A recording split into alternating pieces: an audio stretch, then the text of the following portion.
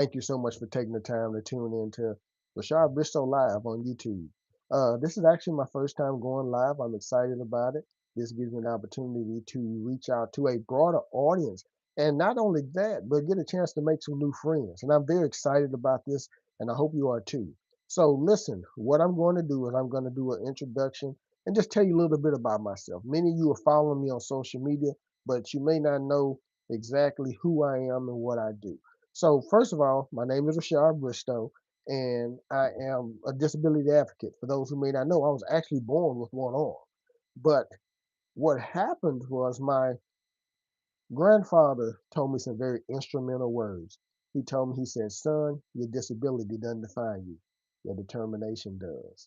Because I found myself asking God the question that many people ask God every day of their life: Lord, why me? Why me? You mean to tell me there's almost 8 billion people in this world? I'm the one that had to be born with a physical disability.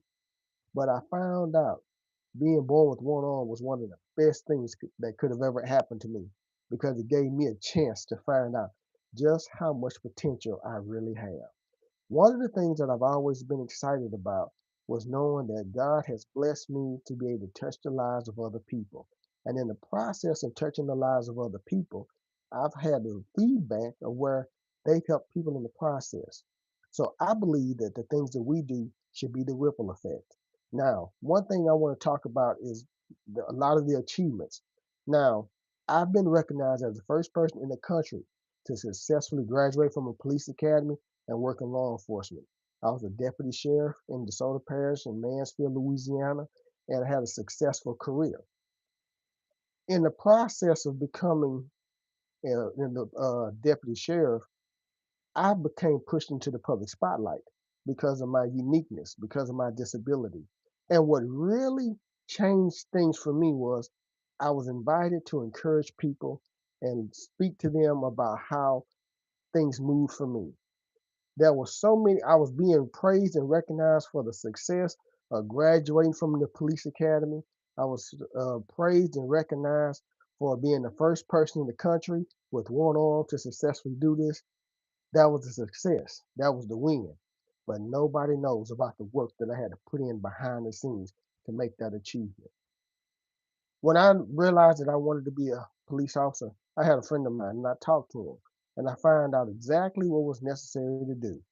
I found out that before I could ever, after I get hired, I had to be immediately go to a police academy. Because I don't know if you know this, television shows are wrong. You don't go to the police academy and then get hired.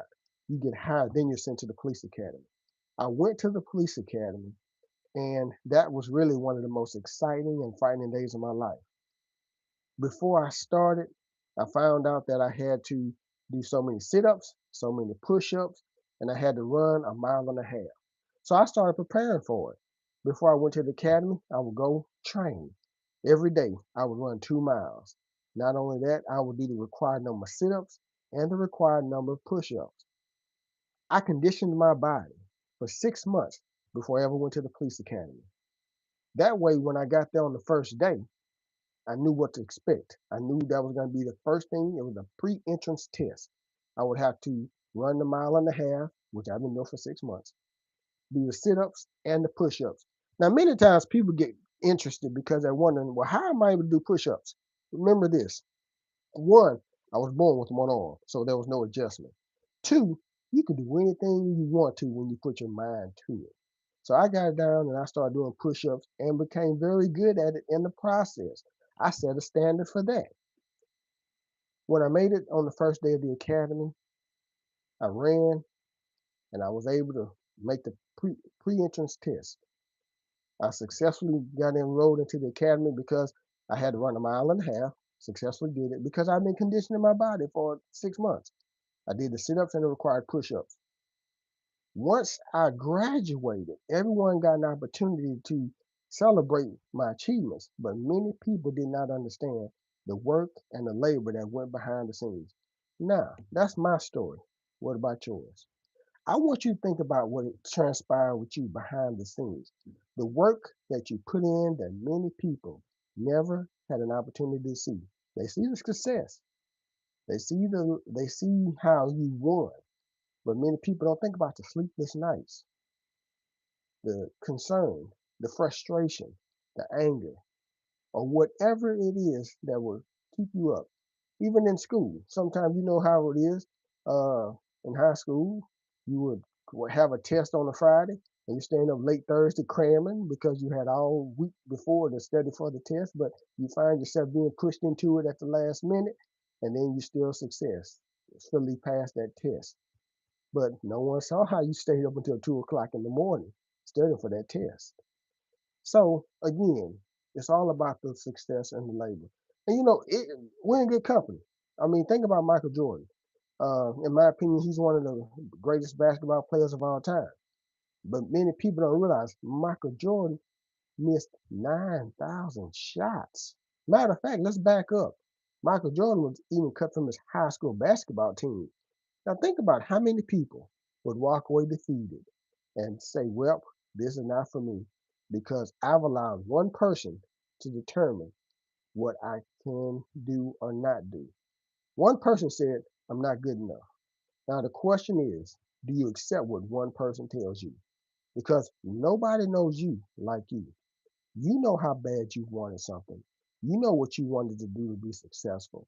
The only thing that you have to remember is you can sometimes be your worst enemy if you start allowing what someone else says to you dictate whether you believe you can be successful or not. Michael Jordan is just one, but when you really go down the road, there are so many others. Tom Brady, I mean, he's recognized as probably one of the greatest quarterbacks of all time. But did you know that Tom Brady was picked in the 199th in the NFL draft? 199. He wasn't even in the top 10 percentage. 199. You know how many people were drafted before him? How many quarterbacks were drafted before him? But today, it's debatable. He's one of the best quarterbacks of all time. But Tom Brady didn't look at the fact that I was drafted in the 199th round. Tom Brady said, I made it. Now that I've made it, it's time for me to make my mark. How many times have you been discounted? How many times has someone not giving you the opportunity that you thought you should receive just for the fact that when you did receive the opportunity, you grind and you shine? Oftentimes, the mistake we make is we allow one setback to sit us down. We can't let one setback sit us down. What we have to do is we have to be able to say it's a setback, but I believe setbacks can be stepping stones, not stumbling blocks. Setbacks are opportunities to go back, reassess, and figure out what worked, what didn't work. Oftentimes, the first time coming out of the gate, it's not going to be correct. You have to just take the leap of faith, do it, and then once you're completed with doing it, sit back, reassess, and say, hey, what worked, what didn't work, and then make transitions in the process. You know, the true champion is not the person who steps on the track and comes in first. The true champion is the person who gets on the track and says, I can do this. See, here's this is what's important. You have to see yourself already crossing the finishing line before the race begins. You have to see yourself as the champion. You have to see yourself already there. See what happens, many people get discouraged because they'll say, ooh, the track's too long, too many people competing with me. Some look better, some look faster, some look stronger.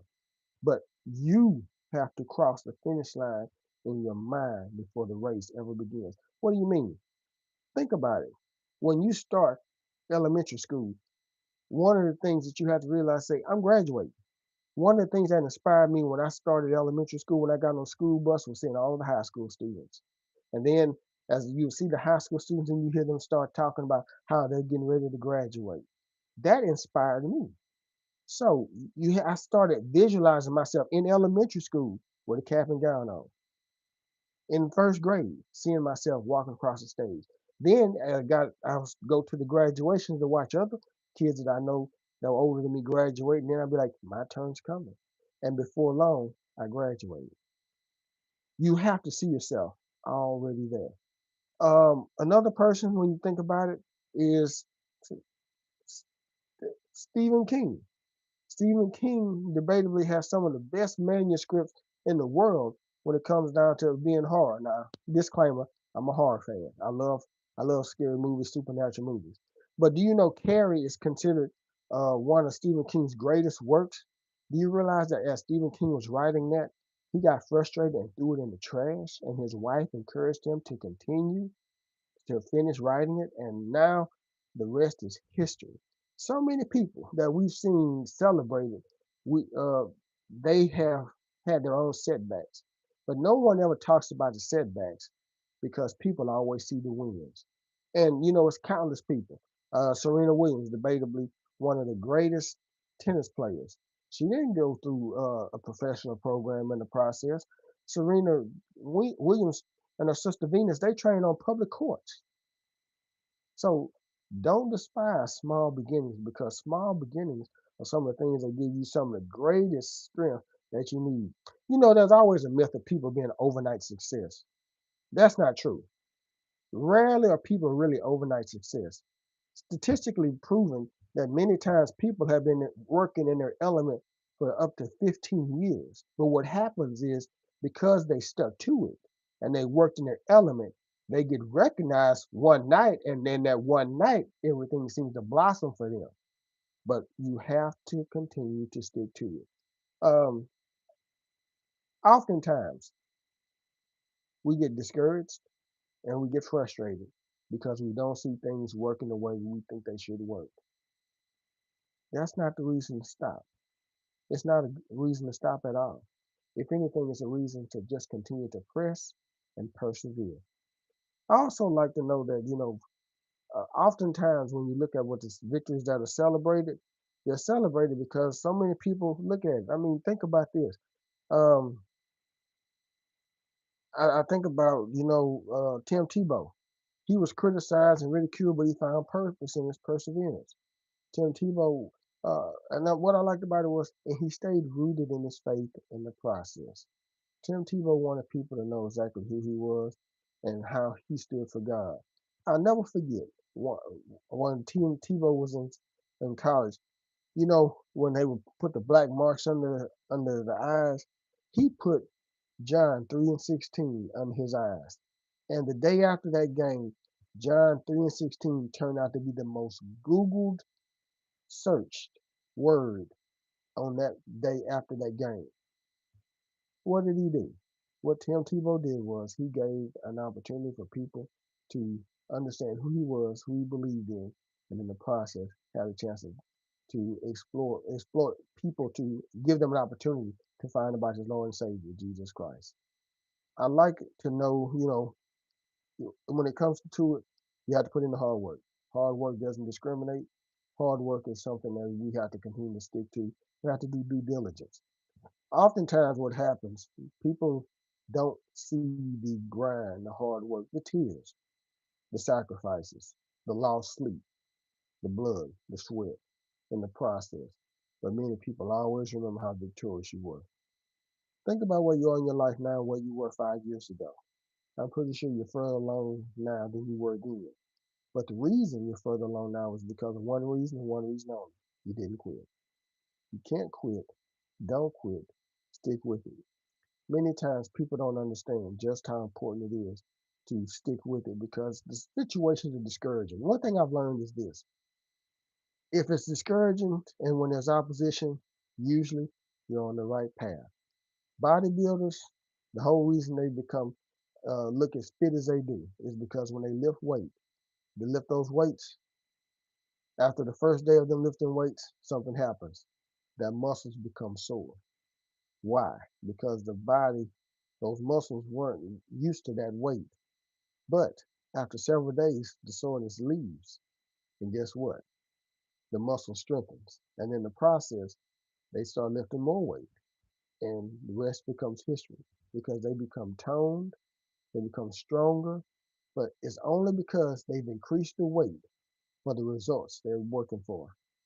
You don't get the body you want just by looking at it. You have to put in the work for it. And by putting in the work over a period of time, you see the results. The results are definitely going to be there. You just have to make sure that you stick with it and do your due diligence. Now, here's another thing that's very important. Surround yourself around people who are going to encourage you and not discourage you. For some reason, we have to be very careful with who we share our dreams with because everyone does not want to see you make the achievements that you want to achieve. Sometimes those achievements sound far fetched to someone else, but what sounds far fetched to them may not be far fetched to you. I mean, one of the things about it, think about this. Even with me, there was never a one on police officer before me. It sounded crazy to have one on and want to be a police officer, but I successfully achieved that goal. You can achieve the same goal that you were looking for to achieve. You just have to make sure that you surround yourself around people who will encourage you and not discourage you. Oftentimes, when people try to discourage you, they discourage you because usually they see more in you than you see in yourself. And for some reason, it's easier for people to talk about you to discourage you than to say something positive that uplifts you to give you the encouragement that you need. Talking about the wins when the people don't see the work. The reason that you win is because you put in the work. And the reason that you put in the work is because you have a desire and a belief to not accept circumstances for what they are. Don't accept the circumstances for what they are. Sometimes you have setbacks. Many times there will be setbacks. Many times there will be discouragements. Many times there will be times that you want to throw in the towel. But have you ever noticed, based upon your own life, when you look back and the very times that you wanted to quit the most, something intervened to give you confirmation that you were on the right path? That intervention can be the very fuel to your fire to push you to be who you're supposed to be. Now, always speak life to yourself. When you look in the mirror, you have to look at yourself and encourage yourself and saying, if nobody else believes it, I know I can do this. If nobody else supports me, I know that I can do this. Sometimes you may be disappointed by the people who may not believe, but it's amazing how once you do succeed, the circle becomes so much more bigger for people who applaud than for those that discourage. Now, don't let the applause fool you because you can't win today's victory off yesterday's battle. Each day has its next day. And I think the most fatal words to success are I've arrived. Because when you say I've arrived, you stop challenging yourself to go to that next level and be the person that you are intended to be. When I was growing up, I'm a 80s baby. When I was growing up, the car that my parents had initially had an 8-track tape player in it. And 8-tracks were good for a long time. Then all of a sudden 8-tracks went out of style and they made cassettes. Then cassettes, over a period of time, they hung in for a while, then they went out of style. Then after cassettes, they had CDs. CDs hung in for a while, and then CDs went out of style. Now you can download the music that you want to listen to and play it in any device you want to, whether it be in your car. You don't even have to have a radio in the car anymore. You can just plug your phone into it, and guess what? You can listen to anything that you want to listen to. But the reason being is because someone was not satisfied with things being the way they were. Someone wasn't satisfied with 8-tracks. Someone wasn't satisfied with cassettes. Someone was not satisfied with CDs because someone said this can become better if we just continue to press. Now, never accept circumstances for what they are. Always realize what else can I do to improve? Because life is about growth, my friends. Life is about growth, and life is all about challenges. But also, life is about succeeding when people think that you're going to quit. One of the favorite stories that I have been told is the story of a young man who was drafted in the Vietnam War during the late 60s. And here's what happened. While he was in high school, he was academically sound. He had a 4.2 GPA. He was athletically sound. He played football, basketball, and baseball. But he was caught up in the draft for Vietnam. So as soon as he graduated from high school, he went to the draft and he went into basic training. and he excelled in basic training. Graduated top of the class. But when he graduated, the assignment he received floored him. It was to pack parachutes. And he felt like that was such an insult to his intelligence. And as he go out to the warehouse every day, he was packing parachutes, but he was complaining. And you know what happens? When one person complains over a period of time, other people complain too, to the point that they complain so much about it till the commanding officer came out. Because every day he was out there packing parachutes. Huh, I shouldn't be packing parachutes. I don't know why the army would have me packing parachutes. Until finally, when the colonel came out, he said, "Soldier." "Yes, sir." He said, "What is your problem?" The soldier said, "Permission to speak freely, sir." The colonel looked and saw that he had an ordinance and said, "Denied. Step into my office." So he called him into his office, and they went into the office, and he had a seat. And then he reared back and he told the soldier, "Permission granted. Speak freely." And all of a sudden, the soldier lit in, "Colonel, this doesn't make any sense. I was an All-American in high school. I had all the Ivy League schools looking at me. I could have gone to Harvard, Yale, Princeton. I could have gone pro in basketball, football, baseball. Why would the Army insult my intelligence and have me packing parachutes?" The colonel looked back and he started looking at the plaques on his wall. And at that time, that's when the soldier realized that the colonel was a paratrooper because he saw pictures of him. And then the soldier realized that the colonel was actually walking with a cane. And the colonel said, "I understand, younger soldier. I really do. But make sure you do the job you've been assigned with pride because you never want it to be said you were the reason somebody failed." And my friends, whatever job you're assigned to do it with pride. Because in life, we can be a stepping stone or a stumbling block. You may be doing something right now that you feel is beneath you, but continue to stick with it and believe that the situations can become greater, and I guarantee you they definitely will. Because many times people don't know about the work that goes in behind the scenes, but they always applaud the success that you achieve in the process. Listen, I just want to say thank you so much for joining my first YouTube live. This has been a blast. Thank you for all of you that are in attendance. We're going to be doing this motivational Monday every Monday at 7 o'clock on Central Standard Time. So listen, make sure that you follow me on my social media pages. RaShad Bristo, motivational speaker. RaShad Bristo on Instagram, also on Snapchat, and on TikTok, and on X as well. And if there's ever a subject or a topic that you would like for me to talk about, please hit me up in my DM so I can make sure that we can address that. Thank you again. Everyone, just remember this is RaShad Bristo. Life's experiences will make you one of two ways, either bitter or better. It's your choice. Bye bye.